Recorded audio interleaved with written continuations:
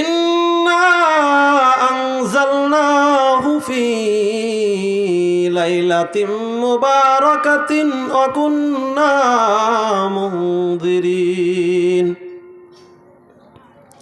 وقال تعالى في آيات أخرى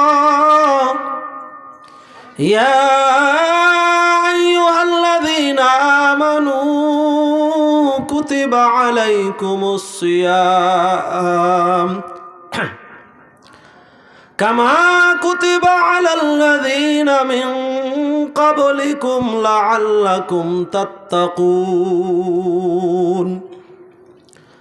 وقال رسول الله صلى الله عليه وسلم من صام رمضان إيمانا واحتسابا غفر له ما تقدم من ذنبه ومن قام رمضان إيمانا واحتسابا غفر له ما تقدم من ذنبه أو كما قال النبي صادق المصدوق صلى الله عليه وسلم آمنت بالله صدق الله العظيم وصدق رسوله النبي الكريم ونحن على ذلك لمن الشاهدين والشاكرين والحمد لله رب العالمين.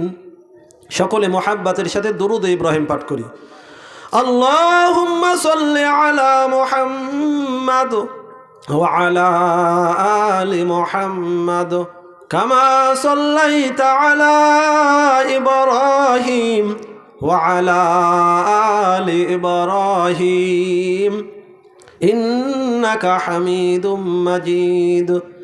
আল্লাহুম্মা বারিক আলা মুহাম্মাদ وعلى آل محمد كما باركت على إبراهيم وعلى آل إبراهيم إنك حميد مجيد. الحمد لله. শলিথা খালপার মাদ্রাসাতুর রহমান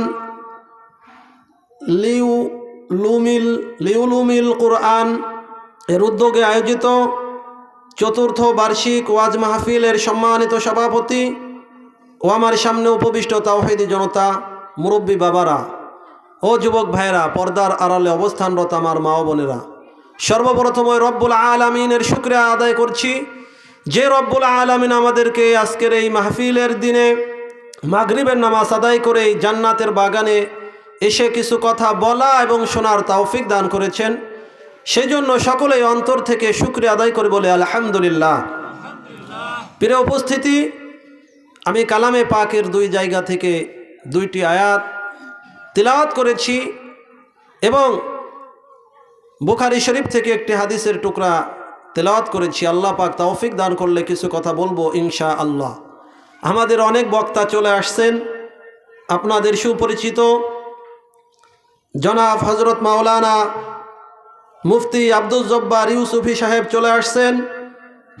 জনাব হযরত মাওলানা ওহিদুজ্জামান সাহেব হুজুর সহ অনেক উলামায়ে কেরাম উপস্থিত আছেন।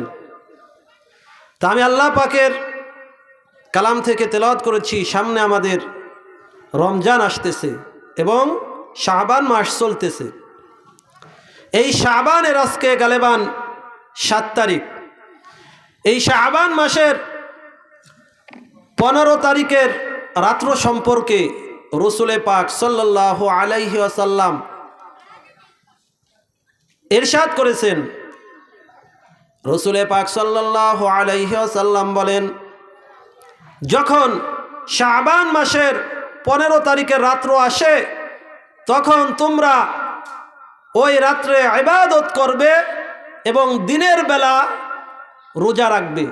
সে রাত আসতেছে আগামী শুক্রবার দিবাগত রাত।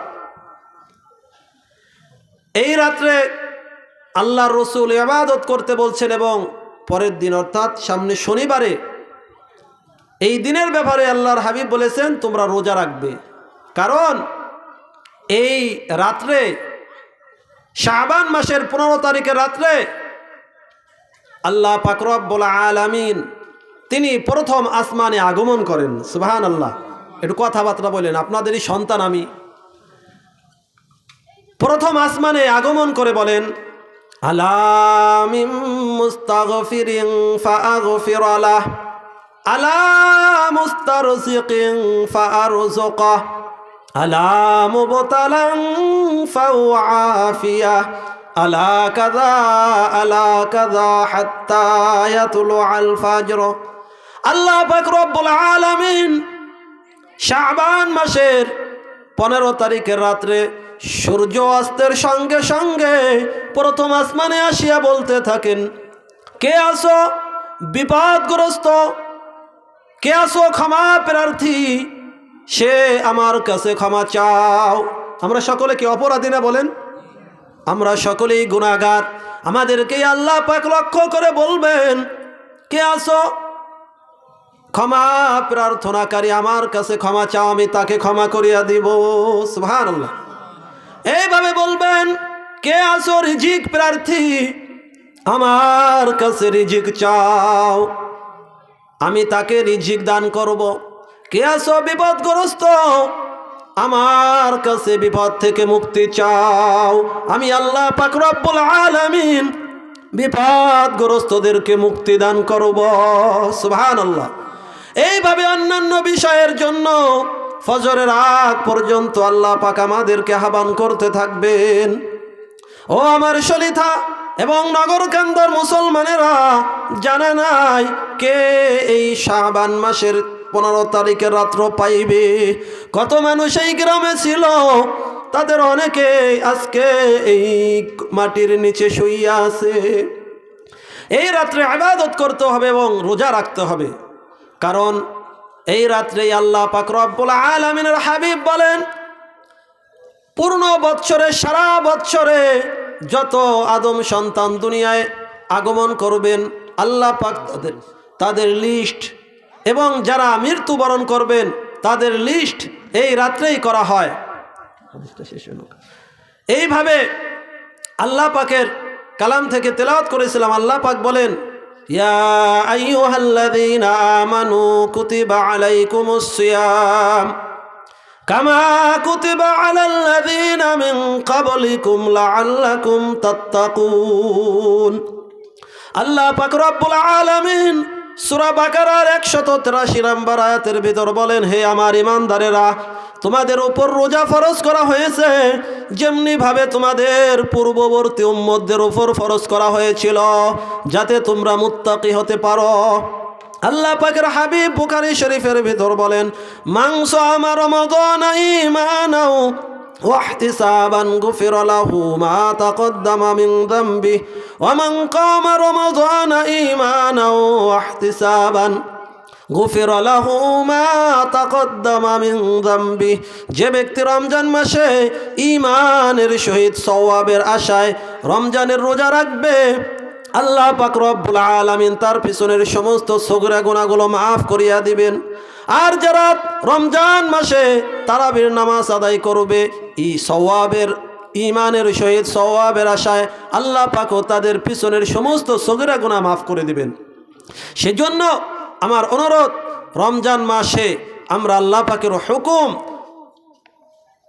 রমজানের রোজা তো রাখবই এবং আল্লাহ পাকের হুকুম 5 ওয়াক্ত নামাজ আদায় করব, এবং এখন থেকেই বেশি বেশি দোয়া করব, হে আল্লাহ আমাদেরকে রজব শাবান মাসের ভিতর বরকত দান করেন এবং রমজান মাস পর্যন্ত নেক হায়াত দান করেন।